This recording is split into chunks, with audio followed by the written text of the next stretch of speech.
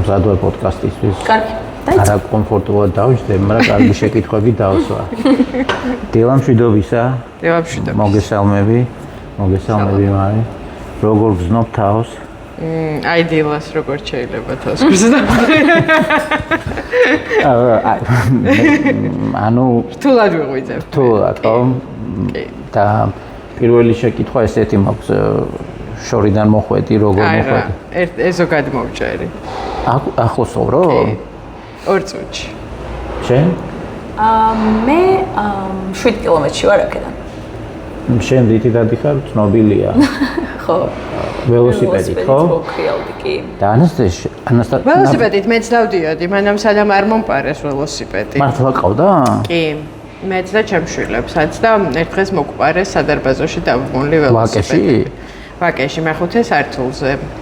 2 დროსით და ძალიან პატიოსნად წავედი პოლიციაში, ჯერ გამოვიძახე, მერე წავედი, ყველაფერი დავწერე, ყველაფერი უთხარი და ცოტა ხანში 1 წელი გახდება, რაც ჩემი ველოსიპედები სავარაუდოდ ახალ პატრონთან ცხოვრობენ. როგორც წესი, თუ ველოსიპედი მოიპარეს და შენ გამომძიებელს, აი ყოველ დღე არ ურეკე და შეახსენე შენი თავი და ყველა კამერაზე შენი თან უთხარი რომ აქ შემოწმე, აქ შემოწმე, არავინ არ ეძებს. იცი რა, ყველაფერი ვუთხარი, ყველაფერი დავუხატე. აქეთ მირეკავდნენ და დაჟინებით თხოვდნენ, მე თქვა ზუსტი დრო, როდის მოიპარეს და ზუსტი დრო და ზუსტი ეტაპები რომ ცოდე პოლიცია აღარ დამჭირდებოდა. ანუ ზუსტი დრო როგორ უნდა გეთქვა? აი ზუსტი დრო, როდის მოიპარეს? დილას 8 საათზე თუ საღამოს 9 საათზე და აი არ ვიცოდი რა ვიცი. როცა შევდიშდებ. არა, კამერებში დიდხანს რო არ ეყურებინათ, აი ზუსტი დრო ვიტოდეთ რა სავალობა ჩემიასვით. არა ჩვეულებრივი. ახლა ამისთვის მირეკავდა რამდენიმე ადამიანი, რამდენიმე კვირა. ერთი და იგივე კითხვით. აი ზუსტი დრო ხო არ ეცით? არა, როცა დავიდახე რო არ იყო დაგირეკეთ. და ხო აი მეც ესე დავრჩი ველოსიპედს. მეც როცა ვფიქრობ ნაცასტია ველოსიპედზე, ხო, აი მეც ისე ვცხოვრობ, რომ აი ქვემოთ უნდა დავტოვო, ხო, ყოველთვის ვერავიდან და ამიტომ მირჩევნია, რომ იყოს ველოგაზიარების სისტემა თბილისში, რომელიც იქნება იაფი, ხელმისაწვდომი და როგორ თქვა, ისეთი რომ ადვილად მოხმარებადი ყველანაირად ფინანსურადაც, მაშინ გამოვიყენებ აქტიურად. სხვა შემთხვევაში ეხა კი არ მეზარება, მაგრამ მაინც ეხა ლოჯისტიკურად ხო? იცი რა რთულია, ხო? ანუ თუ არ დაჯდები, უფრო მიმზიდველი ჩანს, იმიტომ რომ ერთი შეხედვით არის ველობილიკები და დახაზულია რაღაც ადგილებში, მაინც და ფიქრობ, რომ აი შემიძლია, მაგრამ ამ ველობილიკებზე სკუტერები და ისინი დადიან, მოტოები, შენს გარდა და სკროლები, ტროტუარზე ნუ ხელს უშლი ხალხს და რა წესია, მაგრამ იქაც ესეთი დადიან, რაღაცას და პარკინგის ადგილებიც ხო ხარ რაღაც ბევრგან არ არის, ჩვენ მაგალითად ვინაიდან ბავშვების სკოლაში მაგით დადიოდა, სკოლა მithხოვა და მერიესთან გააკეთეს ეს დასაბმელები და ნუ ეგ მოხერხებული იყო. რა რაღაცა ღობეზეა, მაგრამ რაღაც ადგილებში არის, მაგრამ ბევრგანაც არ არის რა, რომ დატოვო და ხო აი რაღაცა წვრილმანი ისინი არის. მაგრამ საბოლოო ჯამში ძალიან კეთილშობილი კაი ტრანსპორტია, რა თუ არ უნდა გეწყობოდეს ხელი, აი ყველგან ინდექსის სკროლი როა და შენი ველოსიპედისთვის ადგილი არა, ცოტა ცუდია ეგ ხო არ ვიცი. ხო, ალბათ უბნებსაც გაჩნია თბილისში, სად გიწევს გადაადგილება. ზოგან ძალიან მარტივია, ზოგან უფრო რთულია. დატოვების მხრიდან მე მაგალითად, ანუ ძალიან ისე შეფასებულად, ისეთ კაფეებში დავდივარ, რომელსაც ვიტრინები აქვს და შემეძლია ველო დავინახო, როცა დავაპარკინგებ. ანუ ამის მიხედვით ვარჩევ კაფეებს და ესეთი ჩვევები მაქვს ჩამოყვანილი. კი, მაგას ვაფაინო, რომ იწყებ, მე ხვდები, რომ გარემო არ არის ძალიან შენთავი მეგობრული და რაღაცა ხრიკები შენ თვითონ უნდა მოიგონო, ხო? ხო, აი ვიტრინებთან დაკავშირებით საინტერესოა, როცა ურბანულ დაგეგმარებაზე საუბრობენ. მოერთერთი გადამწყვეტი, რომ ქალაქი მიმზიდველი იყოს. ნებისმიერი, რა ქვია, ესეთი კაფის თუ რაღაც ადგილის მოწყობა ისეთნაირად უნდა იყოს, რომ უნდა ჩანდეს რა, არა მარტო იმისთვის, რომ ველოსიპედი დაინახოს, ზოგადად, რომ ადამიანს გაუჩნდეს, როგორც გარედან ისე შიგნიდან. უბრალოდ ეგ ვიტრინებიც იმ შემთხვევაში მუშაობს, როცა ქვეითების და ველოების გადაადგილება არის სახალისებული. იმიტომ რომ სხვა შემთხვევაში მანქანით მოსარგებლისთვის ისეთი სიზრაფით დადის, რომ იმ ვიტრინასაც დიდად ვერ დაინახავს. მე რა მომწონს. და ბარიერიც არის მათ. ხო, აი ველოსიპედზე გამახსენდა, ზემოთ ავდივარ კუსტპაზე რა, ხშირად ხეხით. პეპი როცა ამყავს, ერთხელ მინდა პეპი მოვიყვანოს ნომრად, როცა ვასეირნებ და იქ ასახვევში არის ანტრე. ხო. ხო და როცა მივდივარ და ყავავს რომ ჩდები და ვიყურები გარეთ რა ხდება და სულ აკვირდები ერთი მე მგონი უცხოელები არიან ოჯახი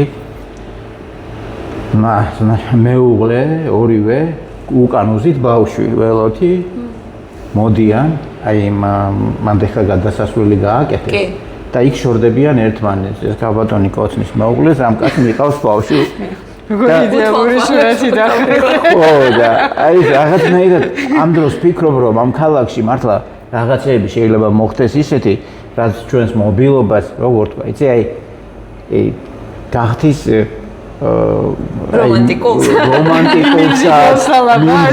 და ლამაზ და სულ მეფიქრება აი ისეთი დრო მინდა ვნახო როცა ადამიანები აი ველოსიპედით გადაადგილდებიან მაგრამ წინა რუნკან უზით ბავშვები აი ეს რაღაცნაირად ფიქრობ რომ ამ დროს ვნახავ რამე მჯერა რაღაცეების რომ შეიძლება გაკეთდეს ამ ქალაქში აი შენ თუ გჯერა ანასტასია იცი რა მე მაგაზე ბევრი მიფიქრია იმიტომ რომ მეც ხა ეს ორი ბავშვი ისე გავზარდე რომ ხა სხვა გორიალათი დაგორავდნენ და ნუ ბევრ თვით მართვა ტრანსპორტზე დადიან ხო მაგრამ აი ველოსიპედზე ეგეთ პატარას უკან ჩავისვამდი თუ არა თბილისში აი სულ ფიქრობ ხოლმე სხვა ქალაქებში რა დავდივარ მაშინაც და აქაც ვინმე თუ შემხვდა იმიტომ რომ ეგ რაღაცნაირად დობის მანდატია ქალაქის მიმართ და შენ რო ჯდები ველოსიპედზე ოკეია შენი რისკია თუ რაღაცა და აი აწაწუნა ჩვილს ჩავისვამდი თუ არა ან 2-3 წლის ბავშვს არ ვიცი იმიტომ რომ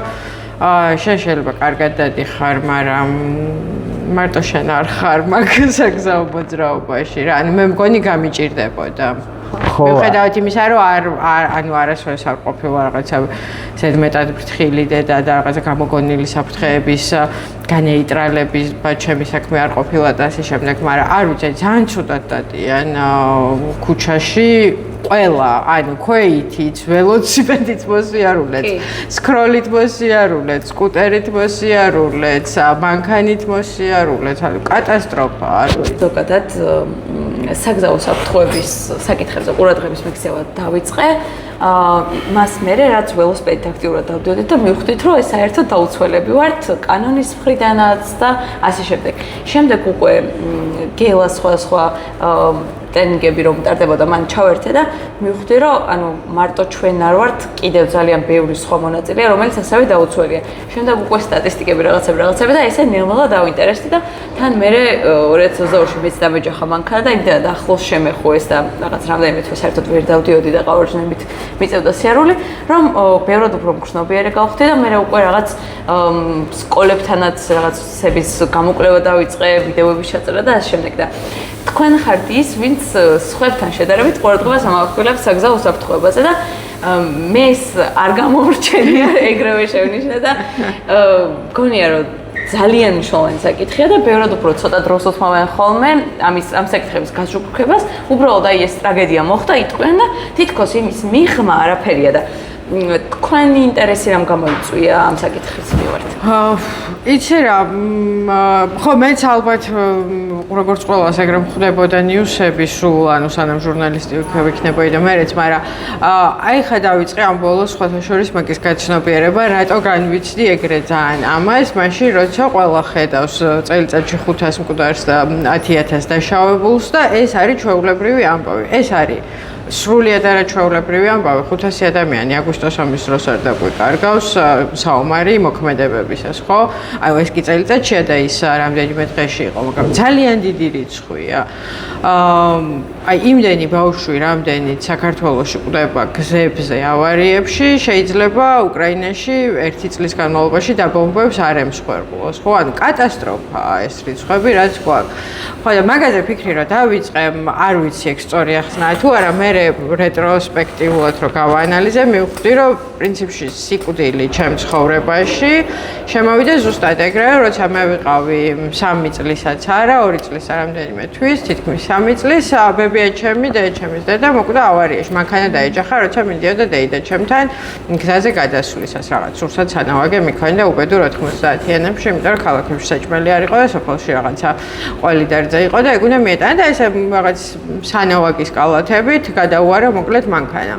ხო და არ შეიძლება ეგ ცნობიერი ამბავია, რომელიც უფრო მას ხდის, მაგრამ მე არ მგონია, რომ მაინც ოჯახური ტრაგედია შეიძლება გჭირდებოდეს ადამიანს იმისთვის, რომ მიხვდე, რომ არ ვიცი, აი ოჯახი არ მეგულება, სადაც აი თქვენ თქვით, რომ მანქანა დამეჯახა. შენ თუ არ დაგეჯახა, ვიღაცა შენ ძალიან ახლობელს მაინც, დედას, ბაბას, დას, ძმას, შეყვარებულს, ყოფილ შეყვარებულს აუცილებლად ექნება ავარიის გამოსილება. აი როგორ შეიძლება, რომ ეს ხალხს არ ადარდებდეს? აი მართლა ვერ ხვდები, ისიც არ არის, რომ სხვისი ჭირი ხო ბეჭრი. შეიძლება, ვერ ხვდებიან ეს რას ნიშნავს, ფიქრობენ, რომ აი ამდენ ადამიანზე 500 თითქოს არაფერი. ხო, მაგრამ აი როგორ? ეხა ბოლოს ამ დღეში კასპში მოხდა 3 ავარია, გარდა იმისა, რომ გორში აი მეზობელ პაწაწუნა ქალაქში, ორ პატარა ქალაქზეა ლაპარაკი, სადაც ბევრი ადამიანი არ ცხოვრობს, დედაშვილს დაეჯახა მანქანა, ხო და ორივე დაიღუპა. აი როგორ შეიძლება, რომ აი ზედიზე რამდენი ადამიანი რო კვდება შენ თვალწინ სულ რო არ შეხვიდე პოლისჯიზე სტატისტიკას არ შეხედო ვერ ხვდებოდა რომ ეს პრობლემაა. ანუ მართლა ვერ ხვდები. განმეორებაში კიდე ისიც დამეხმარა სკოლებში დავდიოდი ხოლმე შეხვედრებზე ვესაუბრობოდი ზოგადად აქტიური გადაადგილების საშუალებებზე და მანდ რომ ვაყოლებდი როგორ მოდიან სახლიდან სკოლისკენ. ოღონდ აი დეტალურად კი არა, აი დაახლოებით რა საფრთხეებს ხვდებიან.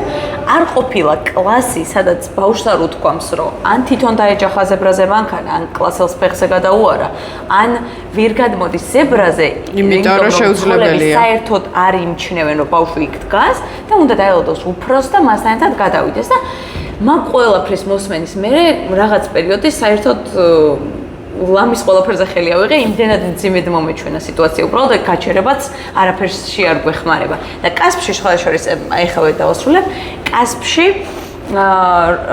როგორც კი სიჩქარის კამერები დააყენეს, მოსახლეობა მესაქვებით ჩაამტრია რამდენიმე ადგილას. ხო, ოღონდ ამის გამო ვინმე დაესაჯოს, რაღაცა არ გაგვიგონია და პარლამენტთან კამერების დაზიანების გამო წლობით იჯდა ხალხი. ხო და აი პოდკასტი 21-50 რას ნიშნავდა? ეგ რადიო თავისუფლების პოდკასტია. არა, თვითონ 20 მე ძალიან ცუდი ვარ სახელების მოფიქრებაში. ჩემი პირველი შვილი რა დაიბადა 3 დღე უსახელოდ იყო და მე მამამ დაარქვა სახელი. ვერ პასუხისმგებლობა, მოკლედ ჩემთვის სახელის დაფიქრება. ანუ პოდკასტ მამა არ ყავდა, მარტო მე ვყავდი და ვერ მოვიფიქრე სახელი და 21-50 რა არის? მაგ დროს გადიოდა 10 წუთი და 10 წუთი და ამიტომ დავარქვით 21-50. ხედავ რომანტიკად ხდება. გადაწყვეტა საერთოდ. ძირთად ეგრე ქვიათ ხოლმე რა სალონი 215, იმიტომ რომ 215 ნომერთან არის და რაღაც უბრალოდ ამ დროს გადიოდა, ხო? უბრალოდ ამ დროს გადიოდა. აი ეს მარტივად ხდება გადაწყვეტა და აი ძალიან დიდი ხნის გამოცდილება გაქვს, ხო, პოდკასტინგის? ნუ ხო მედიაში ყოფნის სხვადასხვა პოდკასტინგის. ხო, შენი პოდკასტები მიყავდა აი. კი, ხო, ნუ ძალიან დიდ ვერ ვიტყვი, ხერთ 3 წელია. 3? ხო. და შენი აზრით, აი ჩვენ რასაც ვაკეთებთ ახლა აი ტრანსპორტზე პოდკასტი, იცი რამდენი პოდკასტია, ყველაფერზე პოდკასტია, რა ქვია, სიყვარულზე, ოჯახზე, ფიზკულტურაზე და ტრანსპორტზე უნდა არსებობდეს თუ არა პოდკასტი. ნუ გვერდ ტრანსპორტზე უნდა არსებობდეს რამდენიმე პოდკასტი, არა ერთი. და საერთოდ გვერდ რომ მე ხოჩი, აი როგორც მარი ხო ტრანსპორტზე ძალიან მღელავ და საკსავ მოძრაობაზე და ყველაფერი უნდა იყოს ამაზე, წიგნები იწერებოდეს, შეხვედრები ტარდებოდეს, ყველაფერი უნდა. ანუ მიესალმები ჩვენ. ძალიან მივესალმები, იმიტომ რომ მართლა ცოტა რამე მგონია ეგეთი მნიშვნელოვანი, როგორიც მობილობა და გზები. იმიტომ რომ ნუ აი უსაფრთხოების მხრივ, ცხოვრების ხარისხის მხრივ ყველაფერზე გავვიდეთ. აი ჰაერის ხარისხის გაუმჯობესების კუთხით რას ფიქრობ? აი შენ რომ კონდე შესაძლებლობა ამ ქალაქში რაღაც შეცვალო, ხო? პირველ რიგში აღვასრულებდი იმ წესს, რომელიც არის და არ სრულდება, რომ შრალი წესით ქვის და იმის რა ქვია, ფილების დამუშავება არის დასჯადი, მაგრამ არასოდეს არ ისჯება მერიის პროექტებშიც კი კონტრაქტორი კომპანიები მშრალი წესით ამუშავებენ ქვას და ეს ისინი ნამცეცები თუ რაც ქვია, ფხვნილი რაც გამოიფანტება, რჩება ნიადაგში, ხეებზე, მიწაში, ჩვენ ფილტვებში და თუ ვინმე საინტერესებს ეს რატოა პრობლემა და რატო აღვასრულებით დაუყოვნებლად, იმიტომ რომ ეს არის კარცეროგენი. და ამას არავინ არ აქცევს ყურადღებას. მე პერიოდულად ხაჯივით დავდივარ ხოლმე და ვიღაცებს რო ჩხუბები და მე ისინი აქეთ უფრო მაგრად მეჩხუბებიან რომ თქვენ რა პრობლემა გაქვთ ქალბატონო იცით რომ ესე რო არ ქნათ უფრო ძვირი ჯდება და არავინ პრობლემას არ ქმნის და უხსნი რომ შენ უფრო მალე მოკვდები რომელიც ამას ჭრი ვიდრე მე რომელიც ამას სუნთქავ იმიტომ რომ შენ მეც ჭრი მაგრამ აი ესეც კი არ არის ხალხისთვის არგუმენტი იმის, რატო არ უნდა გააკეთონ ესე და აი მე რო რამე ძალაუფლება მომენიჭო ხელში. ამას აკრძალავდი. ამას აკრძალავდი და ყველა იმძღოლს სასტიკად რა არის საშუალებასაც კანონი მომცემდა. დავაჯარიმებდი ყოველ ჯერზე, ვინც საჭესთან ტელეფონს ქროლავს. აი ამას ისე დაუნდობლად აღვასრულებდი, რომ ერთ გაბოდაკლის არ დაუშვებდი. ქულები რამდენია?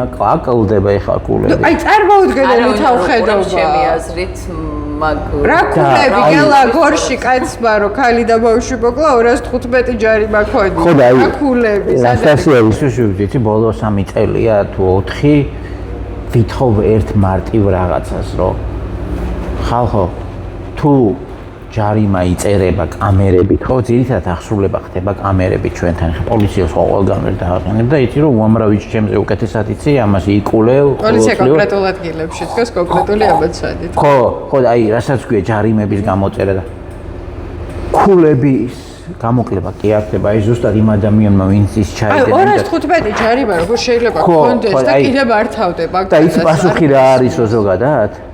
ესე იგი, ეს რა ქვია, კონსტიტუციური უფლება არის და ჩვენ თუ შეუძლია თურმე ადამიანს ეს ვიღაცაზე გადააფორმოს, რაღაც ვერ დავადგენთ ვისია მანქანა. ყველა ქვეყანაში ეს გვარდება მარტივად. ვინც არის ავტომანქანის მფლობელი, ის არის პასუხისმგებელი. მე თუ მარის გადავეცი, ხო? და მარი იჯდა ამ მანქანაში და რა არ ხვია, მე მომდის 2 კვირის განმავლობაში თუ არ ვეუბნები რომ მე ვიჯექი, უნდა უთხრა აუცილებლად რომ ის იჯდა. არა. ხო რა აქაც ესეა.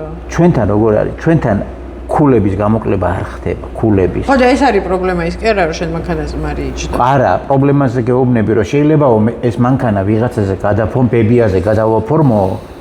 ხო გამიგეთ ბებიაზე გადავაფორმო და მეეო და დასაწყისისთვის აღსრულება და იწყონ და მე ვნახოთ ბებიაზე გადააფორმებენ თუ ბარისად. ხო და შენ აი შენ როგორ აი ეს გადაწყვეტა რომ ყოფილიყო ის ადამიანი ხო ვერიული და ჩამორთმეული. არა გელა ზოგადად არის ჩვენ ვცხოვრობთ ხა მაგონი გვავიწყდება და რაღაცა ისე ვსჯელობ გეგონება ხო გეგონება ვცხოვრობდეთ კანადაში და პირველი ჩვენი პრობლემა იყოს გლობალური დათბობა.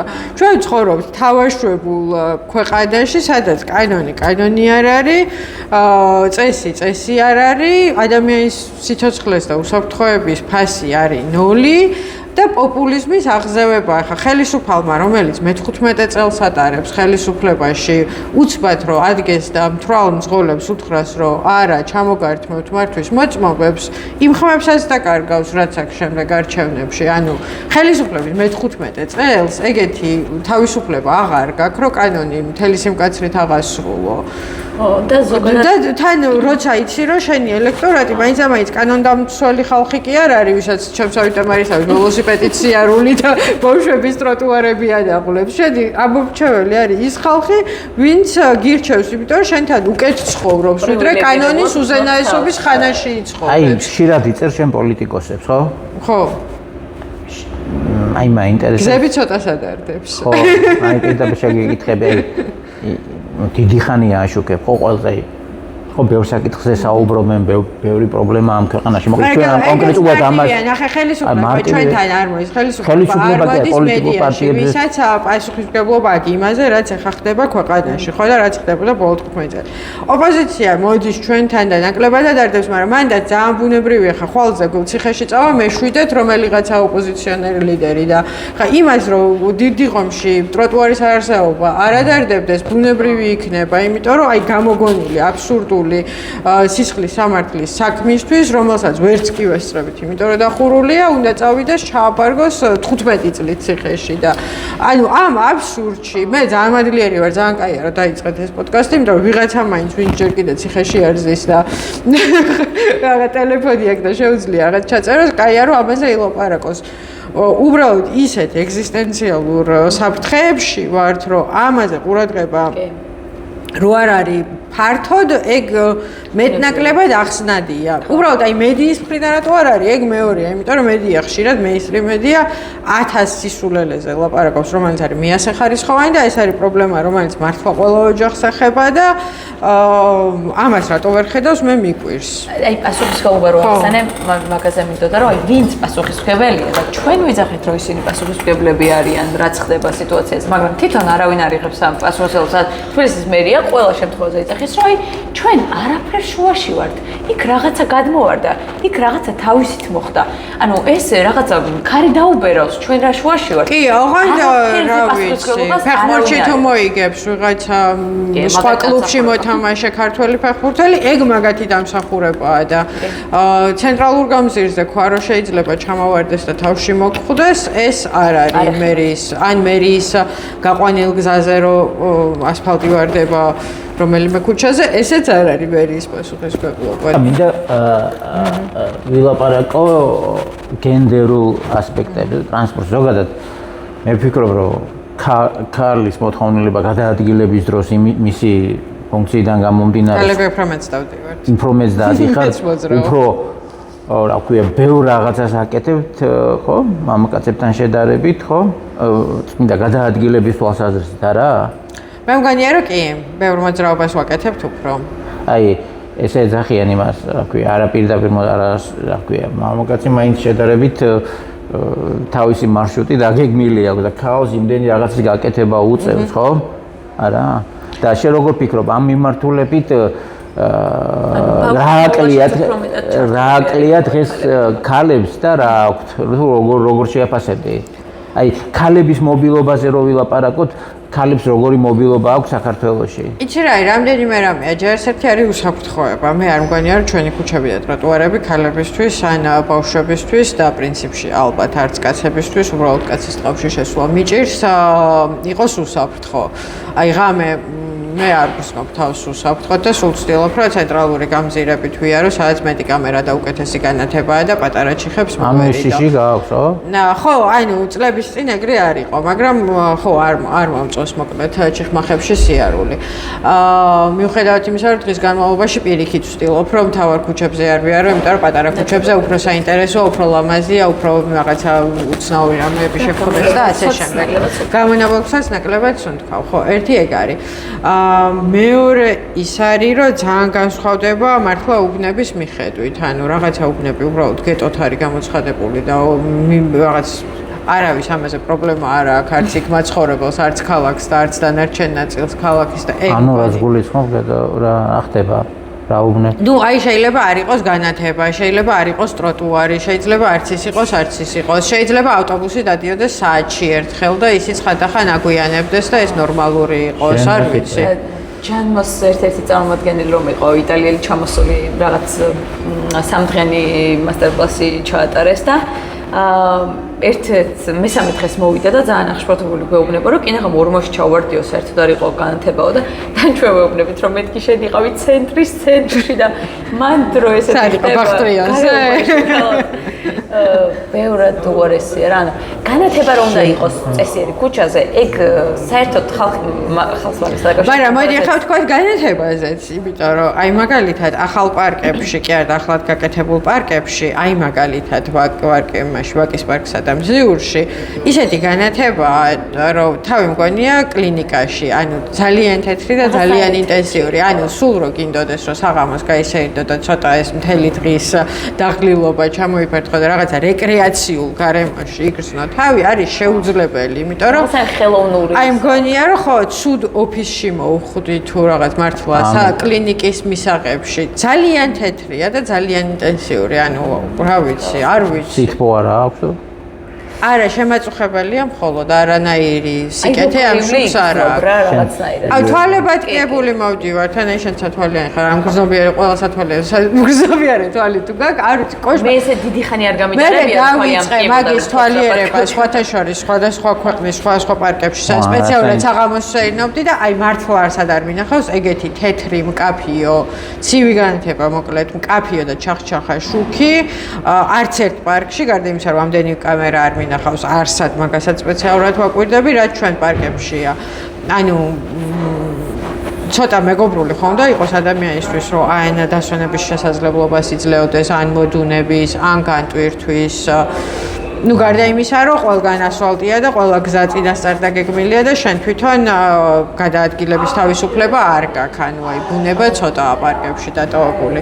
მაგრამ ხა გენდერულ ამბავზე ვლაპარაკობდი და ხო არ ვიცი მე ზოგადად მაინც გენდერის ნიშნით დაყოფის მომხრე არ ვარ, მგონია რომ მოქალაქეა და ყველა ღირსეულად უნდა იცხოვროს იმის მიხედვით, ვის რა საჭიროება აქვს, მაგრამ ჩემი აზრით ქალები უფრო გრძნობენ ასიმეტრიულ სამყაროს და აი ამ რაღაცეების არარსეობას, ზუსტად იმიტომ რომ ბავშვები უფრო მეტად მათ დაყავთ სკოლაში, მოსაყიდლებზე უფრო ხშირად თვითონ დადიან და მძიმე საზოგადოებრივ ტრანსპორტსაც უფრო საზოგადოებრივ ტრანსპორტსაც ხო არ ვიცი პრინციპში ბევრი ქალი მძღოლია ხა საქართველოში არა იყენებენ მე როგორც მახსოვს სადღაც 70% ხო მგზავრები საზოგადოებრივ ტრანსპორტში არის ქალები ну ზოგადად ქალები უფრო მეტი არიან მოსახლეობაში ვიდრე კაცები დიდი აი ესეთი საკითხი მნიშვნელოვანი არის პირადად ის რომ ზოგადად თბილისში ხო გასაგებია მაგრამ რეგიონებში ძალიან ცოტას დადიან ადამიანები და ძალიან ცოტას გადიან გარეთ სახლიდან და აი გადაადგილების მაჩვენებელი არის ძალიან დაბალი, რაც პირდაპირ მე უკავშირდება ჯანმრთელობის პრობლემებს რა, იმიტომ რომ ადამიანი თუ ელემენტარულად რაღაც სიტყვაზე ვთქვა რაღაც 2000 მეტრს არ გადის დღეში მინიმუმ 2000-3000 მეტრს ფეხით, ხო? მე 15000 ნაბიჯი მაქვს. შენ რამდენი გაქვს? სავალდებულოდ. არ ვიცი, არ ვითვლი. არ ითვლი, შენ ველოსიპედით გადიხარ, ხო? 15000. არა? მეტს ალბათ. 15000 გა? მეხუმრებოდა რომ This is must. ფეხით სასიარულო კუნთები ატროფირებული იქნება იმდენად ველოსიპედით გადიხარ. არ ფადეგრი არ არის, ფეხითაც დავდივარ. არა, ფეხითაც დავდივარ. ფეხით ქსიამოვნო ქსიარულო. კი, ძალიან მომწონს მე, რავი, ლაშქრობაში დავდივარ. ფეხით რო დადიხარ. ჩვენ აქ ხვდებით მარტივად გილად. ქუჩაში ვდაშახოთ. ხო და ხო ქუჩაში. ნასტასია შეხვედრი ვარ. ნასტასია შეხვედრი. ჩვენ ერთუბანში ვცხოვრობთ და ხო, არ ვიცი. ხო და ისე ერთხელ რა უნდა იცი გადაცემის მერე უნდა წაგიყვანო ვაგის პარკში ფეხი. მართლა. და შენთვის ჩელენჯი მაქვს. ამან დამაჩელენჯა. მოვიდოდი დილით ჩავატარე ველო გაკვეთილი და ის რო ველოთი დადიოდა მე გვერდზე დავყვებოდი ფეხით და ერთის რავი 5000 ნაბიჯი მან გავიარე ეს ერთი საათის განმავლობაში. თუ გინდა რომ პოდკასტი გავაგრძელოთ, ერთი შეთანხმება უნდა კონდეს. დღეში ფეხით მინიმუმ 2000-3000. მე მეუბნები, ანუ სერიოზულად აბა მაგას მე ხავდა შეუტრიალა და გელას დავიწესო ველოსიპედით სიარულის. მე ისე გაატარე ის როდ ბაიკი რომ შემეშინდა არ გინდა ფეხით არის. გელა შენ რამდენი ნაბიჯს დადიხარ? 10000 მინიმუმ. კოჩი. მაგრამ ზოგადად როგორ საშუალო გამომდის კვირაში 7 დღე ხო არის, სადღაც ჩემი ის არის ტარგეტი, მიზანი არის 70000 და მეტი გამომდის ხან, მაგრამ მას ვიცავ და რას ვაკვირდები? 2962 ნაბიჯი გადავდიღე დღეს საათი რაც გავიკეთე მას მერე. ნუ ოღონდ საათია. ხო. ეს ველოსიპედი მაგალითად დაიწყო. არა, ეს არის ფეხით. ველოსიპედისთვის ცალკე აპლიკაცია მაქვს. ხო. აი ფეხიცი არის. არ ჯერ. კი არა, ჯერა. Google გრილად მოეკიდე აპლიკაცია. მოსარი ამდენი კი, 9:30-ს დავიწყე ველო გაკვეთილი. ხო. ცხის ნახევარზე, ხო? აი ბრევეთში მინდა მონაწილეობა მივიღო. კარგი. რა, რომ მივიღე ამ წელს. აი დაიმახსოვრე. კარგი. 600-იანი გვაქვს დარჩენილი ოქტომბერში. არა, მინიმუმ დავიწყე 10-11 ოქტომბერს 300-იანი კილომეტრი, 40 საათი არის ისა ლიმიტი და 300-იანი დავიწყე. ანუ მომავალ წელს. წელს არ გვაქვს. არ გაქვს, შენ მომავალში მომემზადები. კი ბატონო. და ველოთი არ დადიხარ, ხო? აი მან შემდეგ რაც მომპარეს, ჯერ ახლის ფული არ მომიგროვებია. და ისე რა მინდა ველოზე კითხო. შენ როგორ უყურებ? გაძვირდა სხვათა შორის ველოსიპედები. პირველი ველოსიპედი რა ვიყიდე, ბევრად იაფი. შენ პირადად როგორ უყურებ? თბილისის რელიეფი იცი, ხო? აი თბილისში, ხო? ველო როგორც ტრანსპორტი არა, ჩემთვის ველოსიპედი მთავარი ტრანსპორტი არ იყო. ანუ ვერ ვიტყვი, რომ აი დიღომში დედაჩემის სანახავად ველოსიპედით გავდიოდი, იმიტომ რომ ეგრეთ მაგდოზის თავზე ხელაღებულობა არ მაქვს, რომ აი მანქანებთან და ტრაილერებთან ერთად თავარ მაგისტრალზე ვიარო. თუმცა ნუ აი შენ ხო დადიხარ. ხო და აი მაგისი მეშინია. არა, მე ძალიან მკაცრად დავდივარ ისეთ ადგილებში, სადაც ვიცი, რომ ამითი მეტნაკლებად უსაფრთხო შემიძლია, ანუ ვაკე, კუსტბა, ლისისტბა, ანუ გამოყოფილ ადგილებში, სადაც ხო. ნუ ამას როგორც ტრანსპორტს უყურებ, მთავარ ტრანსპორტს ვერა, მთავარი ტრანსპორტი მაინც ჩემი ფეხები და ტაქსია, იმიტომ რომ თუ მეჩქარება და შორს მივდივარ ტაქსის ვიყენებ, იმიტომ რომ არასოდეს არ გვეღირსა ამ ქალაქში, არა იმიტომ რომ რაღაც პრივილეგირებული ადამიანი ვარ და მაინც კომფორტი მინდა წესიერი საზოგადოებრივი ტრანსპორტი, ანუ ტრანსპორტში რა ავტობუსები ხო ახალი? კი, მაგრამ იმ მონაკვეთზე, სადაც ავტობუსითაც შემიძლია მისვლა, ხშირად ფეხითაც შემიძლია მისვლა რა, ანუ აი მაგალითად სახლიდან სამსახურამდე ავტობუსს არ ვიყია, ფეხით დავდივარ, არ მჭირდება ავტობუსი და შორს მაგალითად ვაკიდან დიღომში რო წავიდე, იმდენი საათი მჭირდება ვიჯდე ავტობუსში, რა ნუ მირჩევნია და აი დიღომში ხა ტრამვაი კეთდება. ეგ ტრამვაი ხო იცი ბევრი ხანია კეთდება და ვნახოთ აბა. არა, უკვე გამარჯვებული შეიძლება იცი და მე თქვა, ზოგადად გავიხარებ ტრამვაით ვივლი თუ იქნება, აღარ ჩავჭდები ტაქსიში. აი, ხო, გადაწყვეტა უნდა. ტრამვაი რო იქნება. რო იქნება. მეც ვივლი ტრამვაი. ანუ მიესალმები ტრამვაი. ტრამვაის მიესალმები? ყველა მივესალმები. მე ვფიქრობ, რომ ამ ქალაქში ერთ-ერთი ყველაზე ისეთი გადაწყვეტილება იყო ტრამვაის აღება თუ გახსოვს. კი, ძალიან ცუდი გადაწყვეტილება იყო. არის ერთ-ერთი პოლიტიკური პარტია, არ ვიტყვი, ტრამვაი რა არისო? ტრამვაის დაბრუნება გინდათო? ცხენებს დაუბრუნდეთო? ესე უყურებენ, მაგრამ მე მგონი პირდაპირ ცხადია, რომ პოლიტიკური პარტია. ხო. ერთი რაღაცა ხო და რა ვიტყვი, დავასრულებ. მომავალი ამ ქალაქის არის მასობრივ საზოგადოებრივი ტრანსპორტის განვითარებაში. ამას არ აქვს ალტერნატივა, მასობრივი, mass transit, ანუ შანიძე იტყვი მასობრივი გადაყვანა მასობრივი გადაყვანა ადამიანების ისეთი სატრანსპორტო საშუალებებით, როგორც არის მეტრო, ავტობუსი, ტრამვაი, იმიტომ რომ სხვანაირად ვერც ფეხით ვივლით კარგად, ვერც ველოთი, ვერც სკუტერი, თუ ეს საზოგადოებრივი ტრანსპორტი არ განვითარდა, თუ ეს საზოგადოებრივი ტრანსპორტის რაღაც შემავსებელი უნდა იყოს ეს სხვა საშუალებები, რომლებზეც საუბრობთ, ამიტომ ისეთნაირად განვითარდა უკვე ეს ქალაქი ისე სწრაფად, ხო, ბევრი ფაქტორის გამო იგივე კლდანი, ხო, დიდი ქალაქი და ქალაქის მაცხოვრებლების ცხოვრების სტილი და ფსიქოლოგია, ეგეც ძალიან მნიშვნელოვანი მგონია რა. ანუ შენ თუ გინდა იზოლირებულად ცხოვრება და ღია საზოგადოებას არ აშენებ, შეუძლებელია, რომ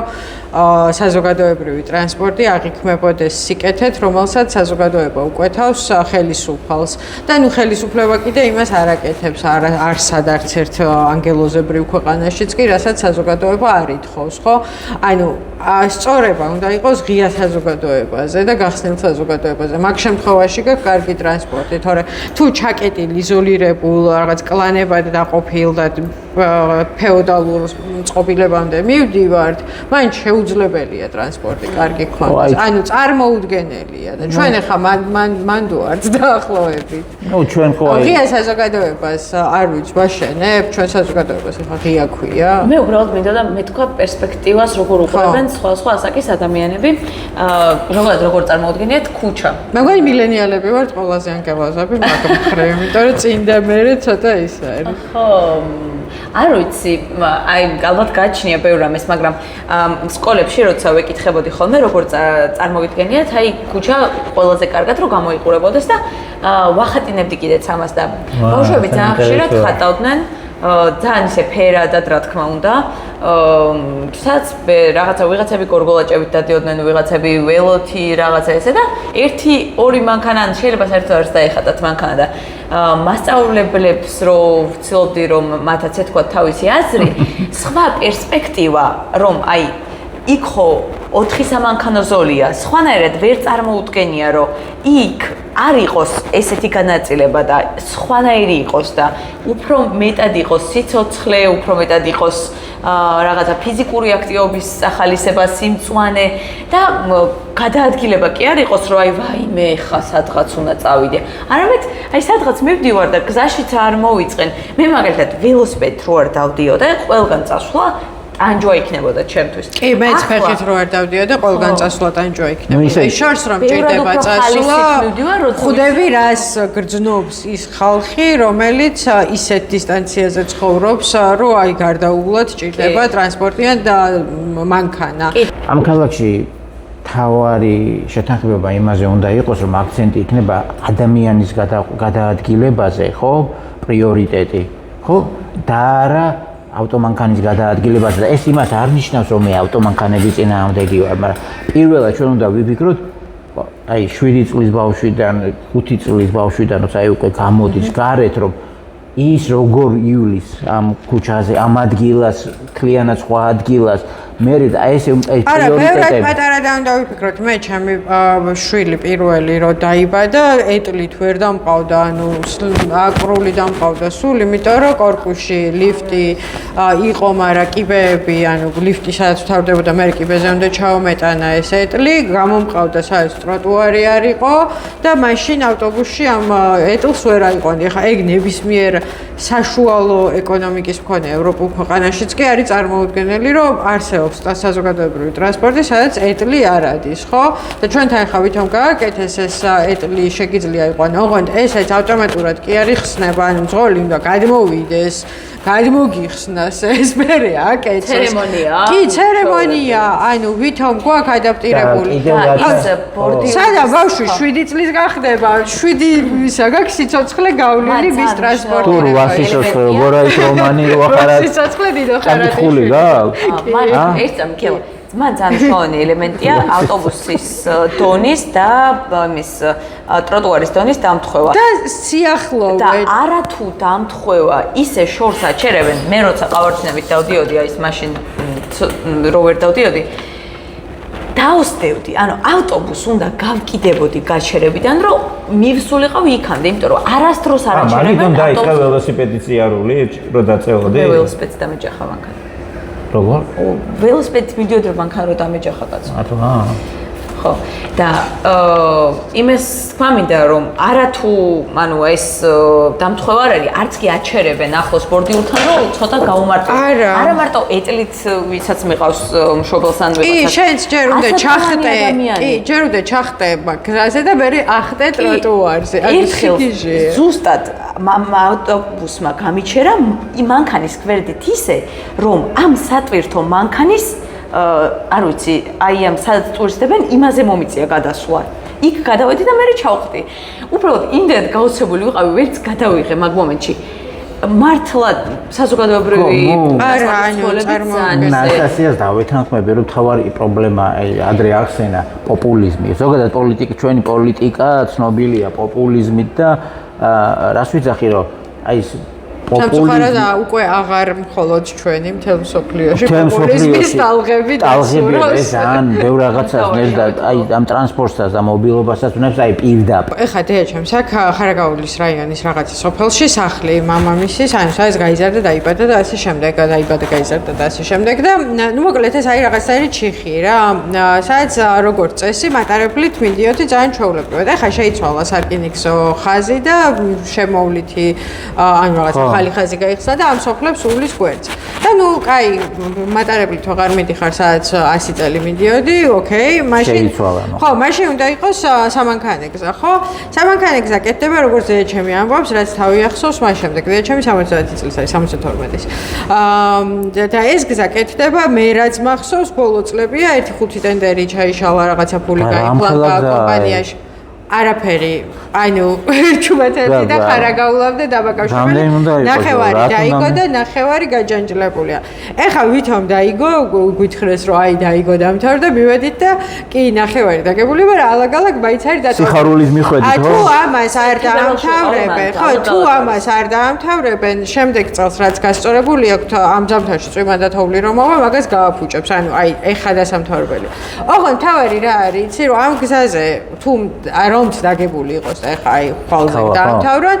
საზოგადოებრივი ტრანსპორტი არ დადის. ანუ მაგალითად დეიდაჩემ რომელიც არის 75 წლის და მანქანა არ ყავს და მატარებელი მოუხსნეს და 75 წელი მატარებლით დადიოდა. როგორ უნდა ჩავიდეს? ანუ მანქანა უნდა იყიდოს, ეხლა და მართვის მოძღობა აიღოს, ანუ რაღაცა მარშრუტკა ხო უნდა დაუნიშნო, ავტობუსი ხო უნდა დადიოდა.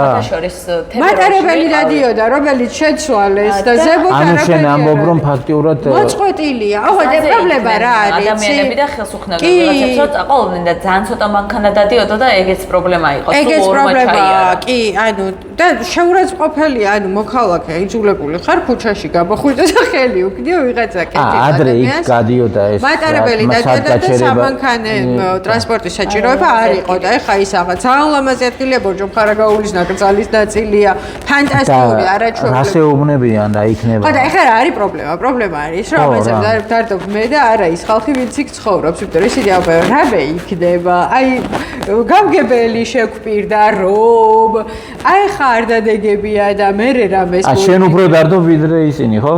ხო და რა თქმა უნდა ეგრე არაფერი არ იქნება, რა ვიცი რა იქნება, იდგებია გუბაში გზაზე და დააკნება ხელს. ანუ შეიძლება რომ არავის შესაძლებლობდეს, რომ აი 10-ზე მეტი სოფელი ყველანაირი ტრანსპორტის გარშეა დარჩენილი. ხო. აუ ამ სოფელზე მინდა кейსი გავაკეთოთ. მიბრძანდით სოფელი წიფა, ხარაგაულის რაიონი. ეს არის ძალიან მნიშვნელოვანი, იმიტომ რომ აი ზუსტად ესაა პრობლემა, რომ აი როცა ვამბობთ რომ იმაზე ვარ დამოკიდებული და აბა რაზე ვიქნები დამოკიდებული როცა მაგრამ ეგ როგორ არის აი ქათმის და კვერცხის ამბავია რომელი იყო უფრო ადრე ინფრასტრუქტურა დიცილა ძალიან განკარგავს იმის ბუნებას როგორ ცხოვრობს ხალხი და ხალხი რომელიც აი ესე ცხოვრობს ძალიან განაპირობებს იმას როგორი გარემო გექნება აი რომელი იყო პირველი ვერ ტრანსპორტის შემთხვევაში გარემო პირდაპირ ირეკლავს პირველად იყო ინფრასტრუქტურა არა პირველად ადამიანი იყო შესაქმეს მიხედვით და მე შეიქმნა არა პირველად იყო ინფრასტრუქტურა რომელმაც შექმნა კულტურა გარემო დამიჯერა ასე რო ვთქვით არა მე მაინც პირველად ადამიანს და სიტყვას მივექრო რელიგიაში წარმოუდგენელია გამათები უბრალოდ ეს არის ძალიან ირეკლავს არა ეს მართლა ძალიან ეს ფაქტურად 10 სოფელია ხო კი არის აი მატარებელმა აუქცია გვერდი ამ სოფლებს და სამანქანე ტრანსპორტი არ დაინიშნა რა ვიცი რა ეს ნაწილი